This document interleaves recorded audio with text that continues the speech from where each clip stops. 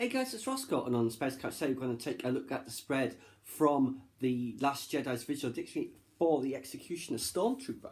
So let's check it out. And there he is in all of his glory. There is some other bits about the other troopers. So the white pauldron is the squad leader, the black pauldron is the sergeant, the red pauldron is the captain, just officer. So it says about the lenses he has: polarized lenses with multi-frequency targeting and acquisition system, known as MFTAS. Here, the carbon finish armour denotes the executioner role. Obviously, you see the lining of the body glove. Now, this, I know on this version, it's not activated, the axe, although obviously the Black Series one is. It says monomolecular energy ribbon with cycling power, that is the blue blades. And these are the extended emitter claws. And the laser axe, executioner troopers carry weapons that maximise the theatricality of First Order justice. The laser axe is a powered hand weapon with a quartet of collapsible claws from which extend razor-sharp energy ribbons. I'm still not quite sure how it works with this centre bit, because if it's an axe, you would only need the first part, and that would slice through. I don't know. Like I said, First Order, Star Wars weapons, who knows how they work.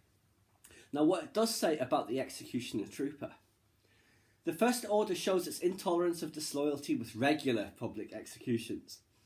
Executioner Troopers are not drawn from a specialist infantry unit. Rather, it is a role that any standard Stormtrooper may find him or herself in, based on that day's assignments. The willingness to carry out capital punishment without hesitation is a mark of effective Stormtrooper training, which is fascinating information. So they're just a bunch of randoms assembled for that one task. I do believe that the supposed Harry and William cameo in The Last Jedi certainly looked to me where you see two Executioner Troopers marching towards them. That's the only point I could have thought that it could have been them. But about the helmet, it says Executioner Troopers wear custom marked armour to denote their duty. Unlike standard armour, which broadcasts a trooper's serial number to their squad mates' helmet displays, Executioner armour is silent in regards to identity, leaving the Executioner anonymous to all but the commanding officer. And that has been the case in our own history. Executioners have always been anonymous until many years later, when they've revealed that it was them who was doing it. The hangmen, all that sort of thing. You would never know who that person was. That's why in film stuff you always see the Executioner with a hood on, so there's no reprisals. It does say in the data file, Stormtroopers do not have individual names and are identified only by serial numbers. That follows on, of course, from The Force Awakens and from other canonical material. Not all Stormtroopers are aware of Finn's defection, suggesting that word of his disloyalty has been suppressed to prevent it from inspiring others. Again, absolutely fascinating. Now, it does just mention about Finn, secrets uncovered. In his brief time at Resistance headquarters, Finn provided his newfound allies with valuable intelligence on the Stormtrooper program.